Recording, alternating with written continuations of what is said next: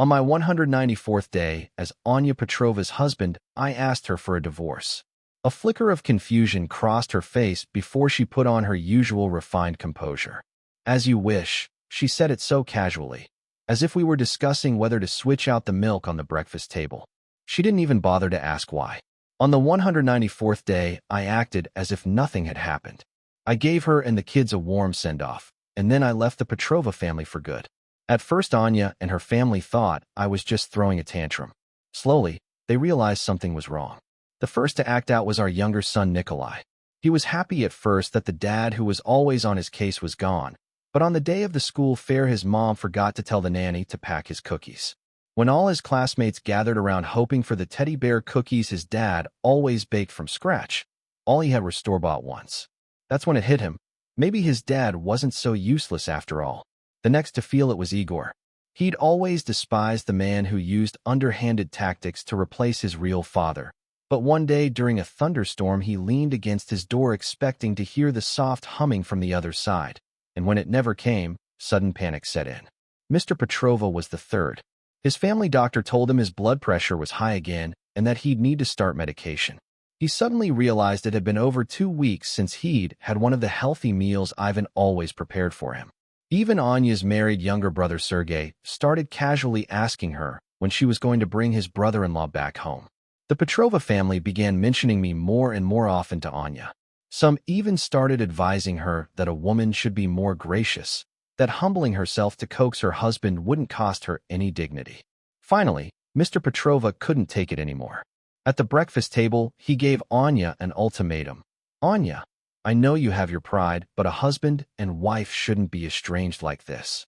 If it's too awkward for you to ask Ivan to come back, then let an old man like me have a word with him. Anya's already unapproachable expression turned a few degrees colder. They all thought she was too proud to lower herself and asked me to come back. The truth was she'd already called me the day after I left, but she'd been blocked. The number she hadn't dialed once in $10 years was unreachable, the one time she finally decided to call. At that thought, the woman's face grew colder still. Her gaze swept over her 2 sons who, though silent, were looking at her expectantly. A wave of helplessness washed over her. Dad, don't worry about Ivan and me. How can we not? You have 2 children together. How can a man be so irresponsible? For the first time, she found her father's nagging incredibly irritating. If you can find him, then go ahead and try, she yelled before turning and walking away. It was only then she realized belatedly just how much Ivan could affect her emotions. The 3 left at the table stared at each other. The old man was the first to take out his phone. I'm going to ask him if he still wants this family or not. But the only response was a mechanical female voice. The number you have dialed is not in service. The 2 boys couldn't sit still either. They both tried calling the number, but with the same result. It was Igor who spoke up first. He never misses our calls. What if something happened to him? Anya's hand froze on the doorknob as a montage of crime scenes flashed through her mind. Her heart suddenly began to race. Alexei, my husband is missing. Please file a police report for me. Wait, first contact a few private investigators. I need this kept quiet. I'll send you the details in a minute. Anya pinched the bridge of her nose, forcing herself to calm down. I settled down in a small town down south, renting a little house with a yard. Right now I'm lying in a wicker chair, enjoying the rare coolness of a summer afternoon. The town is lovely and livable, with beautiful scenery year-round. I'm thinking of opening a flower shop here. I never used to like impractical things like flowers and plants, but after 3 years as Anya's husband, I'd somehow developed a bit of a green thumb. Anya found me on the evening of the 3rd day. Her always impeccable pantsuit had a rare flaw. Following my gaze, her eyes landed on a button that was about to fall off her cuff. A hint of embarrassment touched her cold face. Why didn't you come home? Her voice was icy. I looked up at her, surprised. Ms. Petrova, as your soon-to-be ex-husband, I don't think my presence is required in your home anymore. It was strange. For the first time I saw a flash of anger on Anya's face. Are our marriage and our family just a joke to you? Her attitude was starting to annoy me, and my own impatience began to show. On day 194th, I asked for a divorce, and you agreed. Have you forgotten? Anya was clearly not good at arguing. She could never stay on topic. Did you just say day 194th? A look of confusion crossed her face. I realized my slip-up. Although I was prepared to tell them the truth to keep the Petrova family from clinging to me, I still tried to bluff my way through. Ms. Petrova, just let me know when you're free. We can go to the courthouse anytime. She frowned, taking a moment before she said, everyone's having a hard time adjusting with you gone. I just smiled, unconcerned. They'll get used to it soon enough. Anya sighed softly. Dad's blood pressure is up and the doctor has recommended medication. Igor's grades are slipping and his teacher says he's sleeping in class. I cut her off. Ms. Petrova, that's your father and your son. What does that have to do with me? The woman looked as if she never expected me to say something like that, her beautiful brows furrowing even more tightly. Ivan, I think we need to talk. If there's been some kind of misunderstanding, it's best we clear it up as soon as possible. A wicked impulse struck me. Mimicking Anya's usual tone, I said, Anya, I don't have to explain my every decision to you. Some things you wouldn't understand even if I did. I made a request, you agreed, and we both get what we want. Isn't that for the best? Her expression changed again. It was bizarre. In 3 years as her husband, I'd seen more expressions on her face today than in all that time combined. What about Nikolai, your own son? Are you going to abandon him too? At the mention of his name, this body's heart still ached involuntarily. I remembered how in Ivan's final days this was the child he couldn't let go of. But the people closest to you are the ones who can hurt you the most. The little boy, 4 or 5 years old, had declared in his high childish voice, Mommy, I don't want the bad man to be my daddy. I want to be Mr. Kuznetsov's son, just like my brother. The entire Petrova family was there when Nikolai said it. Igor shot Ivan a defiant look. Anya looked like she was about to scold him, but Mr. Petrova and her younger brother stopped her, saying he's just a kid. You can't get mad at him for saying what he thinks. At that moment, I thought to myself that of course you don't have to argue with a child, but what about the adults who coached and encouraged him? But Ivan said nothing. He helped Nikolai put on his coat, gathered the gifts they were bringing to the Kuznetsov house, and then stood at the door with the staff, watching the family leave to celebrate Igor's birthday at Anya's ex-husband's home. Only I could see the redness in Ivan's eyes the moment he turned away. Thinking of this, my expression turned cold. The divorce papers make it very clear. I don't want your family's money, your house, or any of your people. Anya, clearly not expecting my sudden outburst, stammered for a moment before saying, Ivan, what's wrong with you? We're a family. Whatever happened, you need to tell us so we can solve it together. A family. I savored the words. She rarely considered me part of the Petrova family. Even if she introduced me as Mr. Petrova to outsiders, there was always a clear line between me and them. What was I in the Petrova family? Probably a high-end butler. Mr. Petrova, Igor, Sergei, even Anya's ex-husband, they were all part of her family. I was the only one who wasn't. Ms. Petrova, did you ever truly see me as family? I laughed sarcastically. If I remember correctly, every member of the Petrova family gets at least $3% of the shares in Petrova Corporation. Your ex-husband, Mr. Kuznetsov, and your sister-in-law, Elena, both have them, right? So let me ask you, as your current husband, a member of your family, where are my shares? Anya's hand tightened into a fist, a habit she had when she felt stressed. Ivan, you're different from them. You don't understand the business. Is that so? Do you have to be a professional manager to own shares in your family's company? Does it mean I have to start calling the shots at board meetings? Caught off guard by my retort, her expression turned awkward for a second. Ivan, I didn't know you cared about this. When we go back, I can talk to them about giving you shares. I scoffed. No need, Ms. Petrova. You've missed the point again. I'm not negotiating with you. I'm telling you that I'm tired of playing the part of your husband. I don't want anything except a divorce. Please take your family and get out of my life. Anya's face instantly flushed red. She must have been a person in charge for so long that she'd never been rejected so directly. She turned sharply and left, tossing one last line over her shoulder. See you at the courthouse $10,000 tomorrow morning. When Anya got home, she was so agitated she didn't want to speak to anyone. She just wanted to hide in her study. But Nikolai wasn't old enough to read the room. He missed his father, so he asked bluntly, Mommy, can you make Daddy come back? I want Daddy to take me to school, and I want to read picture books with him. Her older son stood up too. Mom, is he okay? She looked up at the 3 people who should have been in bed long ago, all waiting up for her because of that man. Her irritation grew. You're all dying for him to come back, she thought. But to him you're just annoying burdens. The woman opened her mouth, unsure how to tell them she was being divorced, that the man was never coming back. He's doing fine. He opened a flower shop in a small town down south, she said, picking the easiest question to answer. Then bring Daddy back, Mommy, Nikolai said innocently. She suddenly felt a wave of exhaustion. Remembering the man's attitude, she steeled herself and said, He's not coming back. We're going to the courthouse tomorrow to get a divorce. What? This time it was Mr. Petrova. How can you two be so irresponsible? Why get a divorce when things are fine? Dad, she said, stay out of it. Thinking of how the man had looked at them with such disdain, she added viciously. Besides, the way he became my husband wasn't exactly honorable. It's for the best if he's come to his senses and stops clinging to our family. Mr. Petrova seemed taken aback. After a long pause, he said, Anya, he's actually been a very dedicated husband all these years. You should let go of what happened. But Anya, as if venting the humiliation she'd felt earlier, continued, It's better this way. With his character, I don't want him to be a bad influence on Igor and Nikolai. Dad, you have to think about Nikolai too. If he continues to live with him, how painful will it be for Nikolai when he finds out his father is a man who would do anything to climb the social ladder? She was about to go on, but Mr. Petrova cut her off. That's enough, Anya. Don't say another word. As far as Anya could remember, this was the first time her father had ever defended Ivan in front of her. Before she could react, tears welled up in the old man's eyes. Anya, I should have told you a long time ago, but, you reminded me today.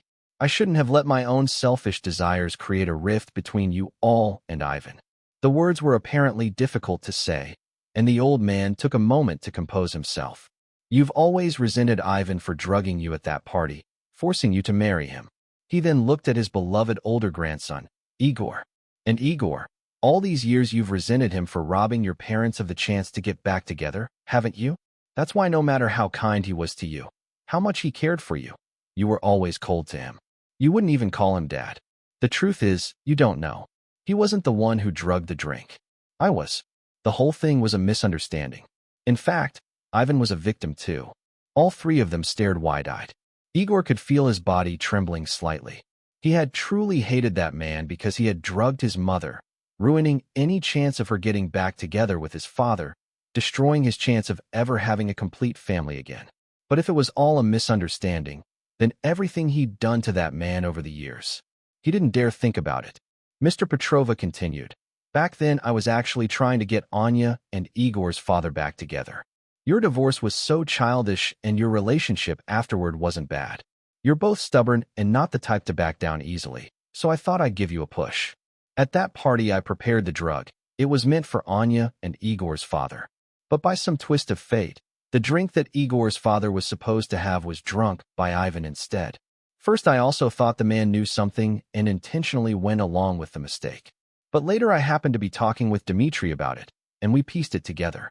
We realized that in our haste we'd made a mistake and given the drink to the wrong person.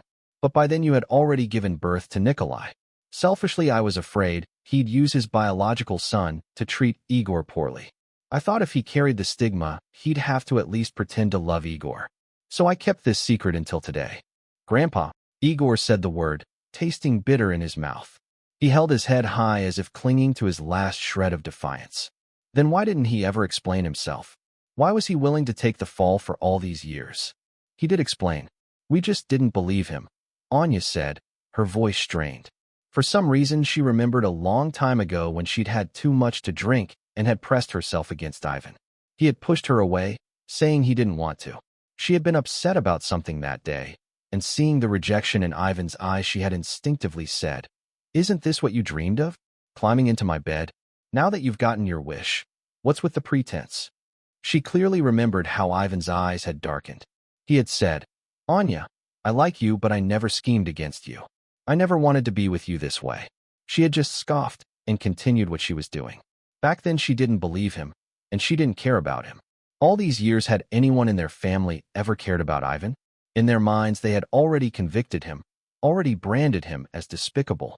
Only Nikolai was clueless.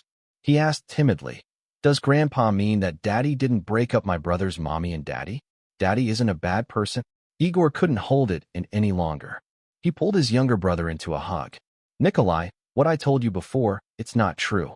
Know everything we heard what Grandpa and Uncle Sergey said about your dad? It was all wrong. We were all lying to you. We all lied. Your daddy isn't a bad person. He's a very, very good person. Igor couldn't go on. He was choking on his sobs, unable to form a complete sentence. The next day at the courthouse, I saw the whole Petrova clan from a distance. I couldn't figure out why they needed to bring the whole cavalry just for a divorce. As I got closer, Nikolai rushed up and hugged my leg. Daddy, where did you go? I missed you so much. This kid had never been very close to me. The Petrovas had raised him well, self-disciplined, and polite. But with me, his own father, he never minced words. In the past, a gesture this affectionate would have made me feel overwhelmed with joy. But now, on day $1095, I no longer had to play along with this family. I looked at Anya. Your son is being unruly. Aren't you going to do something? I saw the color drain from all their faces. Anya, probably worried about hurting her son's feelings, stepped forward and pulled him into her arms. Ivan, Nikolai just wants to be close to his father. He hasn't done anything wrong. Is that so? A cruel impulse made me crouch down and look Nikolai in the eyes. But how could a bad man like me deserve to be Nikolai's daddy? Nikolai's eyes instantly turned red, but he fought back the tears. Ivan, I know you've been wronged all these years, but you can't treat Nikolai this way. He's just a child. Anya's voice was thick with suppressed anger. I stood up, unconcerned. It's fine. Let's just hurry up and get the divorce finalized. Then I won't stand in your way of finding him a good stepfather. Ivan, this time it was Mr. Petrova. He always loved to play the part of the family patriarch around me, complaining that the tea was too cold or too hot, that the food was too oily or too bland. The old man never hesitated to try out any method he could think of to make my life difficult. I remember one winter he heard about some special preserved vegetable buns and made me cook them for him. I steamed batch after batch from morning till night, but he was never satisfied. Later, after the kitchen staff had gone home, I was dozing off at a table when I overheard a housekeeper say, "The old master is really giving him a hard time. Hasn't he steamed 7 or 8 batches already?" I know, right? It's not the buns he's unhappy with, it's the person. How did I finally pass his test? That's right. In the dead of winter, I drove out to the countryside alone, went to 5 or 6 different villages, and finally bought the traditionally sun-dried preserved vegetables he wanted. Only then did he stop. I looked at Mr. Petrova. Say it, will you? Your former son-in-law isn't worthy of your lectures. Wait until your daughter finds you a new one. Then you can show off your authority. The Petrovas all looked as if they couldn't believe that I, the pushover they could mold and shape however they pleased, could have such a backbone. Mr. Petrova was too stunned by my disrespect to even get angry. He just stared at me blankly. Ivan, what's gotten into you, son? We're a family. What's all this talk about divorce? Don't say such unlucky things. I was getting tired of their melodrama. Anya, we had a deal yesterday. Let's go in, get this done, and from now on we go our separate ways. I started walking toward the service hall, but Anya grabbed my arm. What? I snapped, turning back impatiently. Ivan, don't be like this. You're not thinking rationally right now, and there's been a misunderstanding between us. Don't act on impulse. It was rare for her to speak to me so gently, but here she was coaxing me at the courthouse entrance. I turned back and looked at her seriously. Anya, are you crazy? You get to ditch a lowlife like me without spending a dime. Isn't that what you've always dreamed of? What are you hesitating for now? Anya's brows were knitted tightly together. Ivan, I learned some things yesterday. I admit I've treated you unfairly all these years. Please give me a chance to make it up to you, okay? No thanks. As for the past, I'll just write it off as a bad memory. As long as I don't have to face your family ever again, I'll wake up laughing in my dreams. Ivan. A flash of shame crossed Anya's face. Let's go home first. There are some things I need to explain to you. Her tone was firm, and she looked ready to have me dragged away if I didn't go with her. Fine. I had a few things I needed to make clear to them too. In the Petrova family study, Anya was unusually pleasant. Ivan, about the party, we misunderstood you. I only found out yesterday that you were a victim in that incident too. I'm sorry. She sounded sincere, but I just laughed coldly. You found out from where? And since you know I was framed, who was the real culprit? Anya looked away, ashamed. Mr. Petrova's face was beet red. Go on. Weren't you going to tell me the truth and clear up the misunderstanding? Ivan, don't be so aggressive. What happened back then was a mistake. Nobody wanted it to happen. Huh? A mistake. One mistake, and I have to live with the reputation of a self-debasing parasite, slaving away for your family $4, $10 years? You think one mistake erases all the evil your family has done to me? Anya, you don't really think that by marrying me you did me some huge favor, do you? That now you can tell me your family misunderstood me and has decided to treat me better, and I'm supposed to drop to my knees and thank you with tears in my eyes? Wake up and smell the $21 SD century. My relentless barrage left Anya speechless. If you know what's good for you, you'll finalize this divorce with me. Or you can drag it out if you want. I've got nothing to lose. As I was about to leave, Mr. Petrova's aged voice spoke up. Ivan, the Petrova family has wronged you. It was me, this old fool, who made a mistake. I drugged you by accident, and then I let you suffer for all these years because I was afraid my own family would blame me. I'm swallowing my pride and I apologize. Ivan, you love Anya so much, and you have Nikolai together. He's so young. Can you really bear to leave him? Daddy, Nikolai's crying started right on cue. I turned around and held up a hand, stopping the little boy from running to hug me. If you'd said all this to the Ivan from 3 years ago, he probably would have fainted from happiness. But now all I feel is that your family is disgusting and hypocritical. All right, since we're at this point, I might as well tell you the truth. I looked at the confusion in the Petrova family's eyes and pulled my new ID from my pocket. Leonid. Anya read the name on it. You changed your name? As you can see, I'm not Ivan. My name is Leonid. About 5 years ago, I was in a car accident. When I woke up, I found myself in Ivan's body. I watched him get enslaved and humiliated by all of you. Especially you. My gaze fell on Igor, and my voice turned cold. You are genuinely the cruelest kid I have ever seen. Igor's body trembled. I ignored him and continued. This went on for 2 years. Then one day Ivan said to me, Leonid, I can't go on anymore. I'll give you my body. Please, can you just look after them for 3 years for me? That's when I learned his depression had become so severe it was causing physical symptoms. He was starting to have self-destructive tendencies. He knew he could no longer be a proper husband to you, Anya, but Nikolai was too young to be without a father. So he came up with this deal with me. I paused, watching the various expressions on their faces. What? You don't believe me? Think I'm telling a story? I tossed a stack of medical records onto the table. Take a good look. See how your family drove Ivan to his death. None of you should ever show your faces to me again. Honestly, if it weren't for my deal with Ivan, I wouldn't want to spend a single second with you people. The whole family, from old to young, there's not a single good one among you.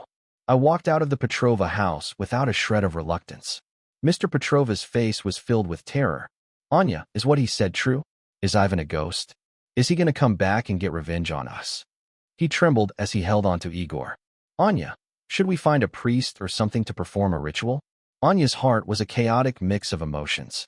She knew none of them liked Ivan, but she never imagined their dislike and mistreatment were severe enough to drive him to suicide. Dad. Anya forced the word out of her throat. There are no ghosts. Ivan was probably just sick. I'll have a specialist review his medical records. She fled the room. At that moment, Ivan's words echoed in her mind. So that's how he saw them? He hated their family that much? This man she had always looked down on, who she'd always considered a stain on the Petrova family name. In his eyes, they were the most disgusting and ugly people in the world. She was efficient. It wasn't long before she got a preliminary diagnosis from a doctor. According to the records, Ivan developed depression shortly after you gave birth to Nikolai. But back then, none of us noticed. Later, probably as a way to save himself, he developed a second personality, Leonid. Anya spoke with difficulty, explaining it to her father and older son. This personality, Leonid, is completely different from his primary one. He doesn't love me, and he doesn't like anyone in the Petrova family. Ivan's primary personality must have sensed Leonid's hostility toward us, so he never let him take control of the body. But Anya swallowed the lump in her throat, taking a long pause before continuing. Later his symptoms became more and more obvious. Heart palpitations, insomnia, trembling. In the end, after Nikolai almost caught him trying to kill himself, he got scared. He loved his son so much he couldn't bear to imagine the psychological trauma it would cause if Nikolai found him dead one day. But no one was there to help him. We, his so-called family, didn't even notice his pain. No, how could we not have noticed? We just got used to ignoring him, belittling him, and step by step we pushed him toward a dead end. He could have recovered if he had just left us back then and found a better environment, but he didn't. I guess it was because he couldn't let go of Nikolai. He made a deal with Leonid. He let Leonid take his place to be there for Nikolai as he grew up. The price was his own permanent disappearance. By the time Anya finished, her voice was so hoarse she couldn't make a sound. She pressed her clenched fist against her lips, suppressing a sob. She remembered Leonid's insistence on day $10.95. 3 years. That was the 3 years Ivan had bought with his own life. And what had they done? It wasn't like she hadn't noticed her older son's cruelty toward him. The dead insects left in his room, the handmade crafts he'd worked so hard on deliberately broken, and that winter not long after Nikolai was born when Igor pushed him into the outdoor swimming pool. Thinking back on it all now, if her son had treated anyone else in the family that way, hell, even a complete stranger, she would have scolded him and taught him a harsh lesson. But with Ivan, she had watched coldly as her son's pranks grew more and more vicious. She had even thought to herself, this is the price he has to pay for scheming his way into marrying me. She looked at her father, a man who, despite not being a great intellect, had always been kind and gentle. Yet it was this same old man who would tear up at the slightest hardship of a stranger who had treated Ivan with such biting cruelty. When Nikolai was just learning to talk, she had caught her father deliberately calling Ivan a homewrecker in front of him. Later their family took it even further. Her father intentionally kept Nikolai from getting close to Ivan, scolding him in front of the child, leaving him with no dignity in his son's eyes. Even though Ivan had been so good to them after marrying into the family, he remembered everyone's preferences, was respectful to her father, cared for Igor, and even had a child with her. How could they have enjoyed all he gave while being so cruel to him? Mom, please stop. Igor was the first to break. No, he can't be gone. He was so resilient. No matter what I did, he never got mad at me. How could he be gone? Igor was crying, but she felt none of her usual sympathy. They were all sinners. They all deserved to be tormented by their conscience. My flower shop is now open. Every day, I go to my garden to look at the vibrant colors. When the sunlight filters through the greenhouse glass and fills the room, my mood instantly lifts. The town gets a lot of tourists, and sometimes my garden hosts a few guests. I love sipping tea and listening to interesting people tell me about their travels. Once I had just seen off an elderly couple who had traveled to over $20 countries after retiring. I was doubled over with laughter at the funny stories of their attempts to learn English when I turned around. I saw Anya and her 2 sons. My expression instantly turned cold. As I was turning to close the gate, Anya reached out and stopped me. Ivan, we came to apologize today. Her face was full of sorrow, and the 2 kids beside her looked like their world had ended. I didn't even want to look at them. Your Ivan has been dead for 3 years. If it weren't for me, the grass on his grave would be taller than your son by now. And you pick now to apologize? Daddy. Nikolai rushed forward and hugged my leg. Daddy's not dead. Daddy, do you not want me anymore? I glanced at the child, the harsh words I was about to say getting caught in my throat. Nikolai, be a good boy. Just live with your mother from now on. I pushed him away. As I was about to close the gate, I heard another daddy. It was Igor. I yanked the gate open, my eyes like daggers as I stared at him. You shut your mouth. What damn right do you have to call him daddy? Igor seemed terrified by my reaction. Even Anya tried to step between us. I advanced on him step by step. You, the main culprit who drove him to his death. What right do you have to call him daddy? The boy was frozen in place, stunned. How did it feel? Was it wonderful, dissecting his little goldfish with your own hands? Hiding in the shadows, watching him suppress his grief, watching the light in his eyes slowly die out?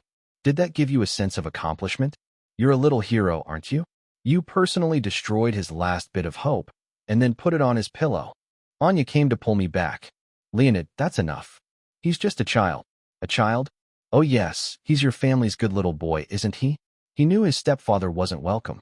He knew that no matter how vicious he was, no one would ever stand up for him. So your good son, in Ivan's most helpless and painful moment, destroyed his last will to live. I didn't know. I really didn't know he was sick. I didn't know the goldfish were so important to him.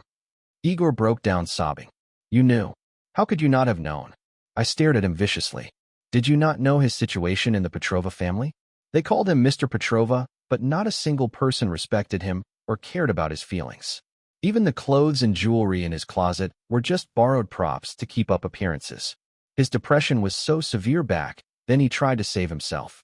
He wanted to get a pet of his own, something to keep him company every day, to talk to. But in your Petrova family, in that soul-crushing place, what was he allowed to have? Cats and dogs were out of the question, of course. He knew that if he brought home a dog or a cat, Igor would find a way to get rid of it the next day. So after thinking it over, he secretly kept a fish in his room. It was silent, wouldn't bother anyone, and wouldn't be discovered. But even then your good son wouldn't let him be. He snuck into his room, brutally dissected those two fish, and left their bodies on his pillow.